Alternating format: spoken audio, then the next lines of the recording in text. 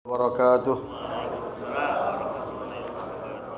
Alhamdulillah wassalatu wassalamu ala sayyidina Rasulillah wa ala alihi wa ashabihi wa man wala wala haula wala quwata illa billahil aliyil azim. Yang sama kami muliakan dan kami cintai para habaib, para kiai, para ustadz, hadirin rahimakumullah, khususnya Habib Saleh bin Syihab dan terkhusus Al-Habib Muhammad Al-Attas, yang beliau ini adalah yang saya kenal orang yang sangat dekat betul dengan saya punya orang tua Habib Muhammad Aceh, dan beliau ini saya sangat mengenal bagaimana mendukung perjuangan daripada Darul Mustafa. Kita doakan agar Habib Muhammad ini dimudahkan segala urusannya oleh Allah Subhanahu wa taala, diberkahi oleh Allah, amin ya rabbal alamin. Ada Habib Abu Bakar, ada Habib Abdullah, habaib yang lainnya. Kalau saya di sini hanya menjadi tayamum saja. Tayamum itu kalau nggak ada air, ya jadi tayamum. Nah, kalau saya nggak ada ustadz, saya ngajar, ya kan. Jadi posisi saya posisi tayamum. Ya, bukannya nggak penting, karena alatut thaharah ada dua. Alat suci itu ada dua. Yang pertama air, yang kedua debu. Kalau ditanya mana yang lebih bagus antara keduanya, yang lebih afdal adalah air. Kenapa? Karena air menghilangkan ainun najasah, membersihkan secara total. Adapun dengan debu itu ya tidak membersihkan secara total, khususnya di dalam urusan istinja itu. Kalau orang istinja, air lebih afdal daripada batu. Kemudian di sini ada kitab yang saya ambil dari lemari, Asy-Syarah fil Islam wal Iman wal Ihsan. Penjelasan ada tiga, apa itu Islam, apa itu iman, apa itu ihsan. Yang pasti tiga nikmat ini yang Allah berikan dan tidak ada lagi nikmat yang lebih besar daripada nikmat ini. Sebesar apapun yang Allah berikan kepada kita, manakala kita tidak memiliki tiga ini, maka tidak besar itu. Maknanya tidak ada. Yang pertama al-Islam. Apa itu Islam? Islam itu definisinya ada dua. Definisi Islam secara bahasa adalah al-istislam wal inqiyad. Islam itu pasrah dan menerima. Jadi kalau kita mengaku Islam, apa yang diperintahkan oleh Allah, kita pasrah, kita terima, kita kerjakan sebab perintah Allah. Udah nggak usah macam-macam kita. Kita Islam. Allah perintahkan sholat 5 waktu, siap ya Allah. Allah perintahkan kita puasa, siap ya Allah. Allah perintahkan kita zakat, siap ya Allah. Allah perintahkan kita pergi haji kalau rezeki kita ada, siap ya Allah. Karena kenapa? Apapun yang diwajibkan oleh Allah kepada umat Nabi Muhammad SAW, itu sudah pasti kemampuannya umat Nabi mengerjakan itu. Karena Allah sudah sebutkan dalam Al-Quran, la yukallifullahu nafsan illa wus'aha. Sampai Allah bilang apa? Maksud ayat ini, kalau kamu nggak sanggup, jangan paksain. Misalnya apa? Orang sakit nggak bisa puasa, jangan puasa. Orang dia musafir perjalanan lebih dari 2 marhala, dia nggak usah puasa, nggak ada masalah, ada rukhsah. Orang dia keluar kota, sholatnya mau digabung jamat takdim dan qashar, nggak ada masalah. Artinya apa? Allah memberikan solusi yang tertera di dalam Al-Quran, tertera di dalam hukum syariat, khusus untuk umat Nabi Muhammad SAW. Fayuqalu aslamtu ad-dabah wastaslamtu bimana al-inqad. Seperti contoh pasrah dan menerima itu, kalau kita punya kendaraan, dikasih contoh di sini keledai. Ya, kalau dulu kan nggak ada. Kalau sekarang ada macam-macam, ada mobil Alphard, ada Avanza, ada macam-macam. Kalau sekarang itu keledai, kalau mau dinaikin sama majikannya, itu keledai dia sudah tahu, dia diam. Dia sudah pasrah, majikannya mau naik. Nah, dicontohkan Islam itu dengan Allah, kita harus pasrah sepenuhnya kepada Allah. Berserah sepenuhnya kepada Allah. Jangan pakai embel-embel. Itu secara bahasa. Adapun secara syariat, secara istilah ulama, Islam itu ialah al-istislam wal inqiyad lima ja'a bihi an-nabiyyu sallallahu alaihi wasallam mimma ulima minad din bid-darurah wa yuqalu aidan al-inqiyad lil ahkam syariah. Secara istilah ulama, secara syariat lebih luas lagi pengertian Islam itu pasrah dan menerima atas apa-apa yang didatangi oleh Allah Subhanahu wa taala melalui lisannya Nabi Muhammad. Artinya apa, Pak? Di sini tidak akan ada hukum syariat kalau tidak bersumber dari Nabi Muhammad. Nggak ada, Pak. Jadi di dalam kitab Jawharut Tauhid dikatakan apa? Wagat arad dinu anit tauhidi fa arsyada khalqal lidinil haqqi. Ya, Nabi kita Muhammad ini diutus oleh Allah Subhanahu wa taala untuk menyempurnakan akhlak. Jadi kalau orang ilmunya setinggi apapun nggak ada akhlak, nggak punya ilmu.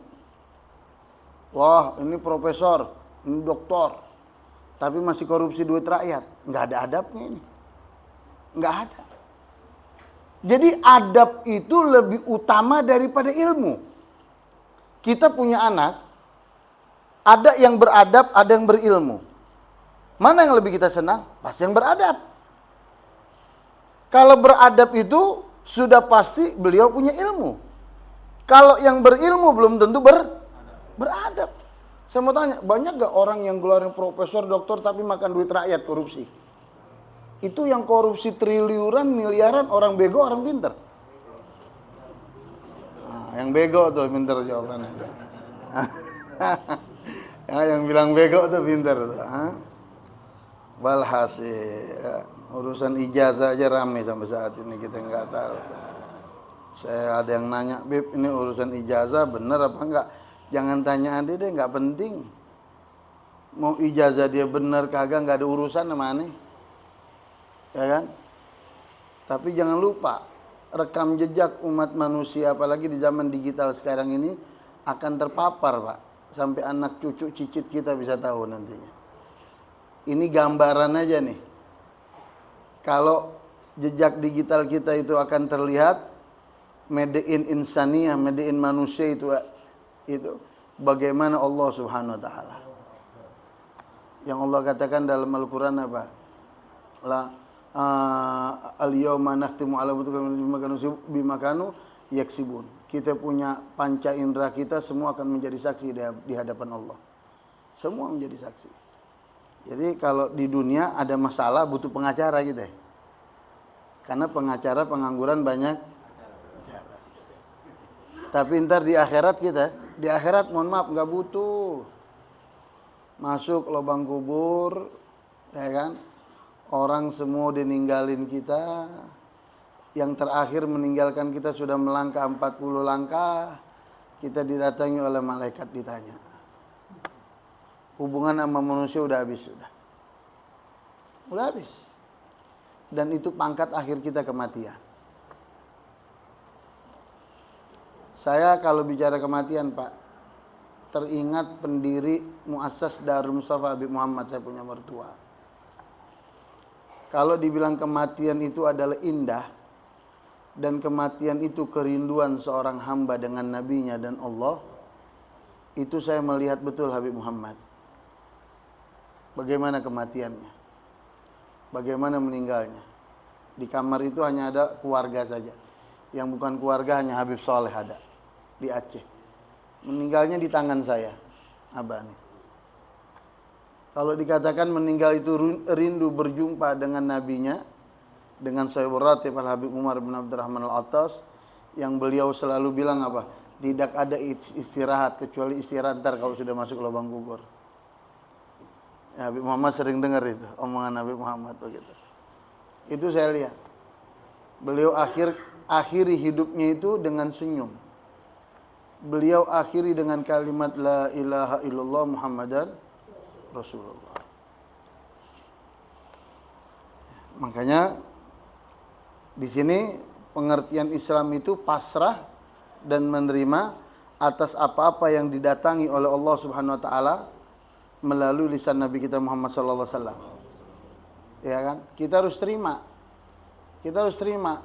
Diperintahkan sholat, puasa, zakat, kita terima. Ya kan? Jangan kita ini kadang-kadang kita merasa berat. Kita berat. Ini enggak. Coba Anda lakukan semua karena Allah. Sampai hadis innamal a'malu binniyat, akhir hadisnya dikatakan apa? Faman kanat hijratuhu ila dunya yusibuha aw imra'atin yankiuha fa hijratu ila ma hajara ilaih. Kata Nabi apa? Kalau orang dia pergi umrah, pergi haji, dia tujuannya mengharap pahala dari Allah, Allah yang balas pahala dia. Balasan pahala Allah itu lebih baik dari segala-galanya. Tapi kalau orang pergi umrah, pergi haji, tujuannya untuk urusan perempuan yang dia mau nikahkan. Dikasih contoh. Maksudnya urusan dunia. Ya kan? Perempuan itu digambarkan, diibaratkan dunia, Pak. Makanya dikatakan apa? Ad-dunya mata wa khairul mata al-mar'atus salihah. Itu dunia.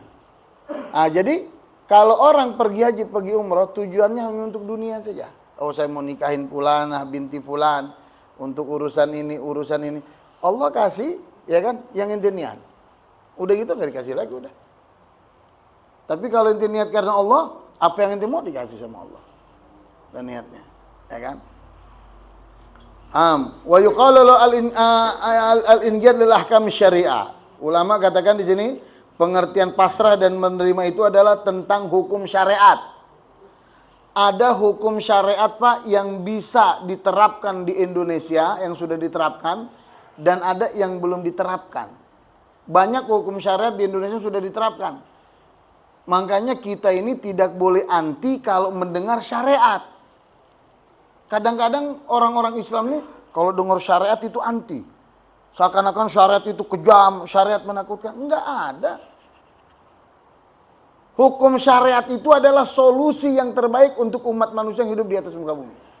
Itu hukum syariat. Ya, kalau kita belum bisa menerapkan hukum syariat, ya kan? Jangan kita bilang apa? Hukum syariat ini kejam, hukum Islam ini kejam. Jangan. Banyak hukum syariat yang udah terpraktekkan di Indonesia. Masalah nikah, masalah waris, banyak hukum syariat. Hatta urusan bank sekarang ada bank syariat. Ada BSI sekarang. Bukan cuma itu yang mengatasnamakan bank Islam, bank syariat. Semua bank-bank ini ada syariatnya sekarang.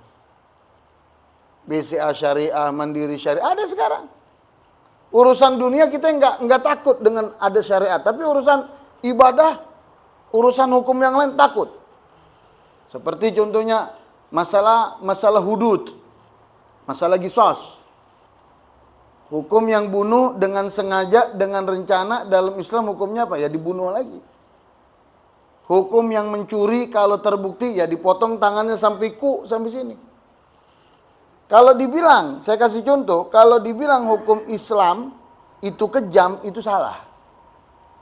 Justru hukum Islam itu hukum yang menghilangkan dendam satu sama lain.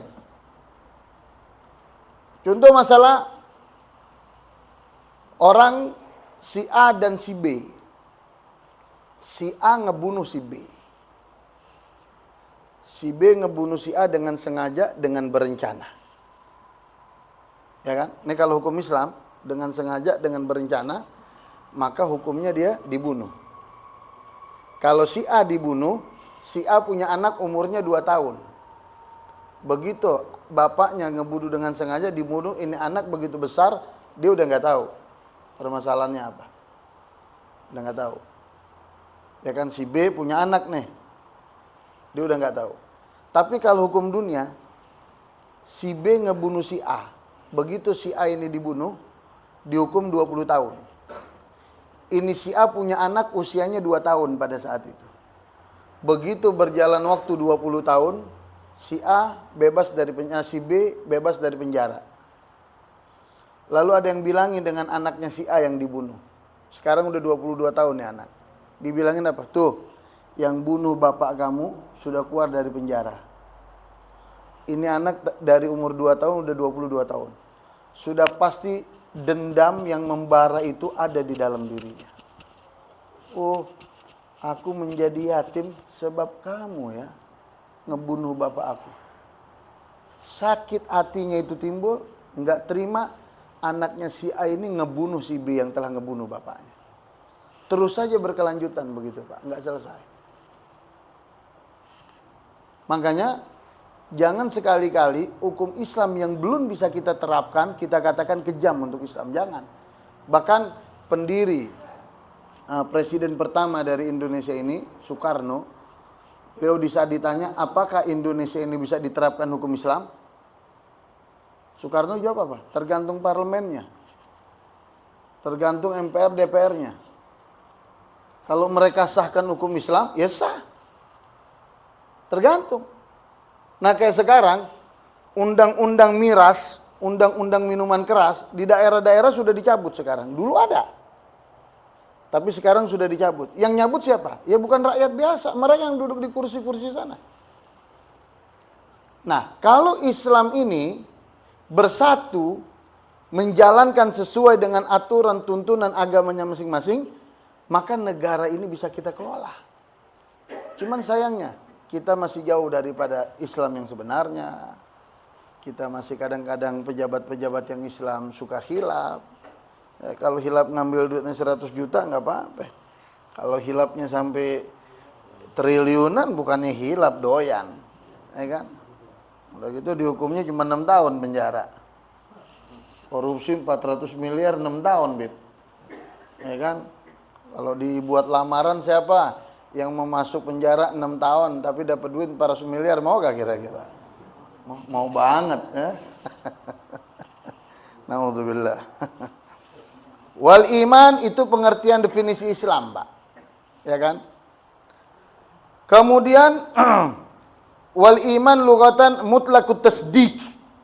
Wa minhu qaulu ta'ala wa ma anta bimu'minin lana walau kunna shadiqin. Ai bimusaddiqin lana.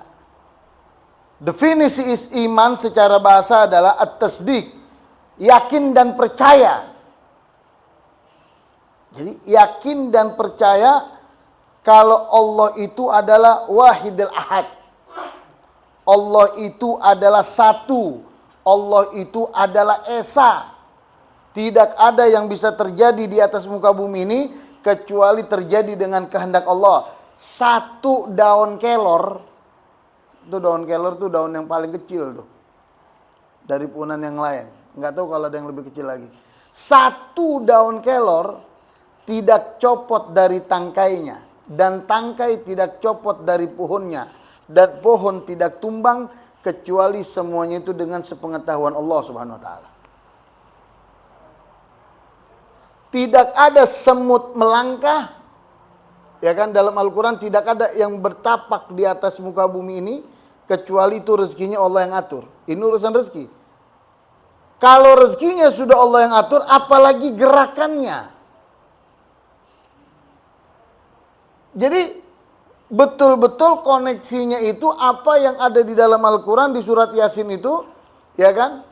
Dengan apa yang kita lakukan sehari-hari itu yuksabun, terhitung.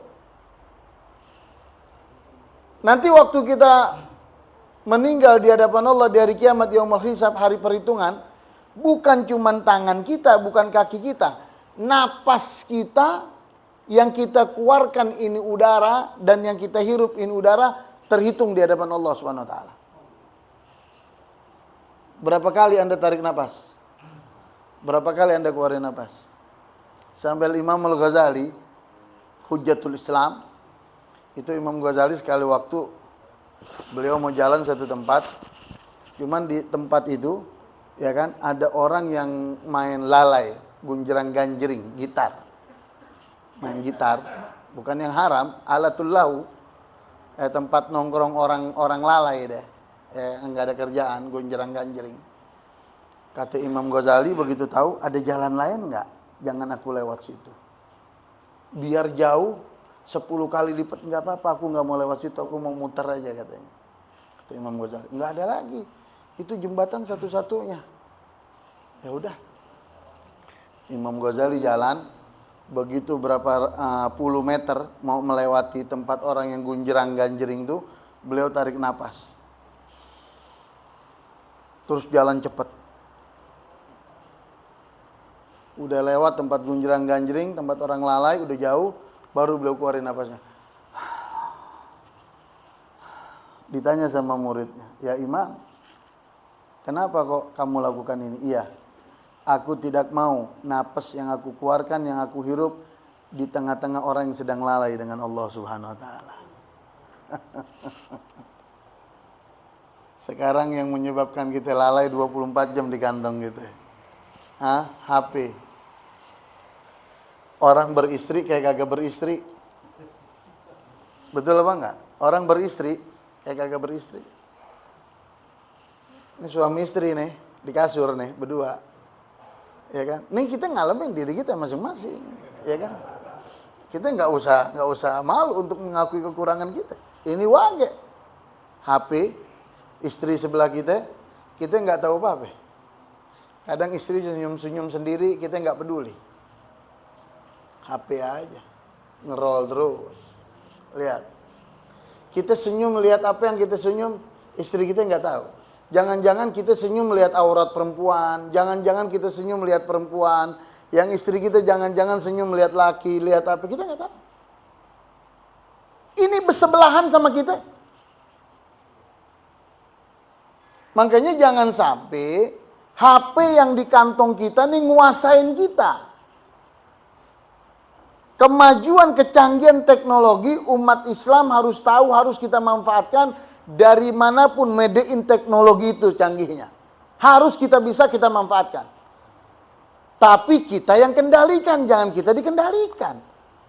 Kalau sekarang kita dikendalikan handphone, Pak. Kata urusan sholatnya habis 5 waktu. Assalamualaikum warahmatullahi wabarakatuh. Assalamualaikum warahmatullahi wabarakatuh. Udah otaknya udah pusing. WA ada siapa yang masuk WA nih? Nggak ada duit yang masuk ke WA ini, nggak ada. Nah, kalau bisa sholat jangan bawa HP deh. Nah, sholat jangan bawa HP. Keganggu, ya kan? Atau di silent. Ya, jadi iman itu adalah yakin dan percaya dengan Allah Subhanahu wa taala. Adapun secara istilah at-tasdiq wal iz'an bima jaa bihin Nabi sallallahu alaihi wasallam mimma ulima min ad-din bidarurah. Famathalu ma jaa bihin Nabi sallallahu alaihi wasallam asy-syahadah wa salatu wa zakat wa shaumul hajj. Adapun secara istilah ulama, iman itu yakin dan percaya atas apa-apa yang didatangi oleh Nabi kita Muhammad sallallahu alaihi wasallam. Kita harus menerima secara senang hati atau tidak senang hati, kita harus terima, ya. Contohnya mengenai syahadah. Jadi orang bisa dikatakan dia tuh beriman kalau dia tuh mengucapkan syahadah. Makanya mohon maaf nih Pak, kadang-kadang orang bilang apa? Enggak apa-apa orang mau buat maksiat, yang penting hatinya dengan Allah. Enggak bisa Pak. Hati dengan, itu bagaimana? Lagi maksiat hati sama Allah? Nggak karuan aja maksiat hati sama Allah. Saya sih ke diskotik nggak apa-apa, orang minum apa, yang penting hati saya sama Allah. Aduh dah, jangan ngaco dah. Maksiat hati sama Allah, ente udah buat maksiat udah kagak sama Allah, ente bilang hati sama Allah. Jangan yang aneh-aneh. Makanya Pak, iman itu dari lisan. Orang bisa dikatakan dia tuh beriman sama Allah kalau lisannya itu mengucapkan, mengikrar 2 kalimat syahadat. Kalau kita alhamdulillah bersyukur sama Allah, kita Islam dari rahim mak kita, begitu ditaruh ruh di dalam perut mak kita 40 hari masih segumpal darah jadi segumpal daging. Begitu Allah ingin rangka manusia, itu sudah ditaruh ruh sama Allah. Begitu Allah taruh ruh kita masih di rahim ibu kita, itu kita sudah beriman sama Allah dan sama Nabi Muhammad. Sudah beriman. Jadi begitu kita lahir, nggak sulit lagi kita ngucapin syahadat, nggak dituntut kita ngucapin syahadat dari lahir. Tapi kalau orang yang dia non muslim, mu'allaf, masuk Islam, iman dari lisan. Bagaimana contoh iman dari lisan? Ada orang mau masuk Islam, saya mau masuk Islam dong, tapi hati saya aja yang ngucapin 2 kalimat syahadat, mulut saya enggak. Salaman, asyhadu alla ilaha, dia enggak ngikutin, hati saya yang ngikutin. Sah Islam? Enggak sah. Enggak bisa begitu. Makanya iman itu terpapar dari lisan kita kadangkala. Seperti mohon maaf Pak, orang yang tadinya bukan muhrimnya dia pasangan yang bukan muhrim, laki perempuan. Ayah yang berbeda, ibu yang berbeda, tadinya diharamkan. Tapi dengan dia mengucapkan ijab dan gobul, saya terima nikahnya dan kawinnya, yang haram menjadi halal. Nah sekarang ada orang ijab gobul nikah, mertuanya atau orang menikahkan dia. Saya nikahkan kamu dan saya kawinkan kamu dengan fulana binti fulan, dengan masukin 100.000 rupiah, dibayar kontan nakdan. Diterimanya pakai hati. Sah gak? Enggak sah. Ya kan? Nah jadi terpapar kadang iman dari lisan kita Pak. Makanya dikatakan iman itu syahadah. Kemudian iman itu adalah di samping dia syahadah, as-shalah, waz-zakah, was-shaum, wal-hajj. Artinya di sini secara global saya jelaskan, iman Islam, Muslim sama mukmin itu bedanya tipis Pak. Kalau Muslim modalnya dia ngucapin 2 kalimat syahadat, itu Muslim. Muslim abangan. Di Islam ngucapin 2 kalimat syahadat, bahkan dari kecil. Muslim. Tapi dia tidak mengerjakan rukun Islam. Puasanya enggak, cuman syahadat doang, puasanya enggak, sholatnya enggak, zakatnya enggak, hajinya enggak, padahal dia mampu, zakat dia mampu, dia enggak. Itu Muslim. Tapi kalau mukmin, nah yang mengerjakan 5 rukun Islam itu adalah mukmin. Mereka itu syahadat, mereka itu puasa, mereka itu sholat, mereka itu zakat, mereka itu haji. Setiap mukmin sudah pasti Muslim dan tidak kebalikannya. Setiap Rasul sudah pasti Nabi dan tidak kebalikannya. Itu. Kemudian yang terakhir, wal ihsan. Ya, mayan bagi ayyuf ala minal khair. Ihsan itu dianjurkan untuk kita berbuat baik. Jadi kita nih jadi orang Islam harus punya akhlak, harus punya yang baik sama orang. Jadi kebaikan yang dibuat oleh manusia ada 2 Pak. Ada kebaikan secara zahiriyah dan ada kebaikan secara batiniyah. Adapun kebaikan secara zahiriyah, panca indera kita ini berbuat baik. Yang kelihatan. Nih buat baik, mulut kita keluar baik, telinga kita dengar yang baik, tangan kita kerjain yang baik, kaki kita kerjain yang baik. Semua. Ini lahiriah. Adapun secara batiniah, ya kan, perbuatan baik itu hati kita. Ini tasawuf. Kalau hati Anda sudah Anda bisa kendalikan, berarti zahiriyah Anda bisa kendalikan. Kalau Anda sudah bisa mengendalikan nafsu Anda, berarti perbuatan yang zahir itu bisa Anda kendalikan. Tapi enggak sebaliknya. Orang bisa berbuat kebaikan, tapi dia enggak bisa kendalikan hatinya, belum tentu kebaikan semua itu bisa benar. Karena urusan hati nih Pak, lebih dekat dengan Allah daripada amal-amal yang zahir kita. Kadang-kadang mohon maaf Pak, contoh Imam Malik. Imam Malik waktu pergi haji, setelah selesai tawaf lalu sa'i. Waktu sa'i Imam Malik, udah selesai sa'i, beliau di salah satu pintu di sa'i itu, beliau duduk di situ, beliau letakkan pipinya Imam Syafi'i ini di ubin situ. Setiap ada orang lewat, disuruh tolong kaki kamu taruh di pipi saya. Setiap ada orang lewat minta kakinya tuh ditaruh di pipinya. Muridnya bilang, ya Syekh, kenapa kamu kerjakan ini? Iya, ini cara untuk mematikan kesombongan, keangkuhan aku, ini caranya. Hah? Imam Malik ya akhi. Nah sekarang pertanyaan, pernah gak telapak kaki emak bapak kita taruh di pipi kita? Boro-boro. Orang tua ngomong kasar aja kita marah. Orang tua nih ngomong kasar, kasarnya baik, ngebilangin kita. Orang tua marah, nggak tegur sama orang tua. Ntar kalau yang nggak punya orang tua, alhamdulillah orang tua saya dua-duanya masih hidup. Saya kehilangan Habib Muhammad saja, mertua saya, waduh kayak kehilangan macam-macam dah.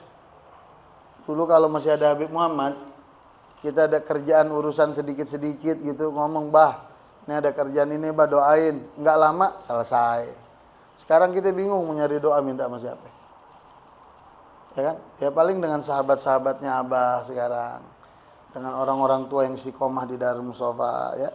Kemudian yang terakhir, pengertian ihsan itu adalah anta'budallah ka'annaka tarahu fa in lam takun tarahu fa innahu yaraka. Jadi pengertian ihsan ya secara istilah ulama lebih luasnya adalah sembahlah Allah, Anda menyembah Allah Subhanahu wa taala ka'annaka tarahu. Di saat kita menyembah Allah seakan-akan kita lihat itu Allah. Allahu Akbar. Kita melihat Allah. Fa in lam takun tarahu fa innahu yaraka. Kalau inti nggak bisa melihat Allah, tanamkan di dalam hati inti, di saat inti mengerjakan ibadah, kebaikan, Allah melihat kita. Allah melihat kita. Kita sholat, kita nggak bisa lihat Allah, Allah lihat kita. Kita beramal, Allah nggak lihat kita, Allah lihat kita. Kita bakti sama orang tua, ya kan? Allah lihat kita. Jadikanlah perbuatan baik yang kita lakukan, jangan Anda mengharap kepada siapapun ganjaran harapannya kecuali kepada Allah Subhanahu wa taala. Anda berbuat baik kepada makhluk Allah dan jangan Anda berharap banyak daripada makhluk Allah. Karena orang yang berharap dengan makhluk Allah, siap-siaplah dia kecewa. Nah, oleh karena itu, ini sedikit namanya tayamum, nggak boleh banyak-banyak, ya kan? Ya, kalau wudu kan furudul wudunya ada 6. Ya kan? Kalau wudu harus ada 6 tuh, furudul wudu. Kalau tayamum 2 doang. Ya, ini lebih saya dari 2 3 malah ya kan.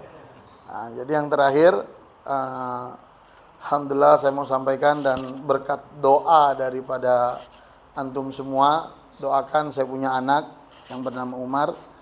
Insyaallah tahun besok dia selesai, sekarang sudah di mustawa khamis. Sudah di semester akhir di Universitas Al-Ahqaf.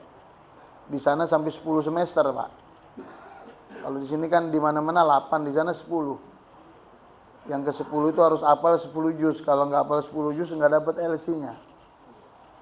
Jadi doain. Nah, saya tadi subuh dapat kabar dari saya punya anak. Dia kabarin, "Bah, alhamdulillah Umar sudah lulus ujian dan Umar sekarang naik ke semester 9. Artinya setahun lagi." Nah, berkat doa daripada Bapak semua, karena saya juga butuh bantuan daripada anak saya nggak kuat juga peninggalan Nabi Muhammad nih. Ya, tapi saya jalanin aja dengan dukungan Habib Saleh. Terima kasih Habib Saleh. Ada Darul Mustafa di Jakarta, di Aceh juga. Di Aceh di sana ada masjid, ada pesantren, ada gubah.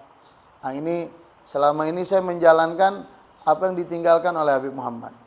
Ya. Tapi sedikit demi sedikit saya sekarang sudah mulai ngebangun pondok pesantren di Cisarua. Jadi doakan biar kedepannya ada yang bisa penerus daripada Darul Mustafa ini. Amin ya rabbal alamin. Kurang lebihnya mohon maaf. Walafu minkum. Assalamualaikum warahmatullahi wabarakatuh.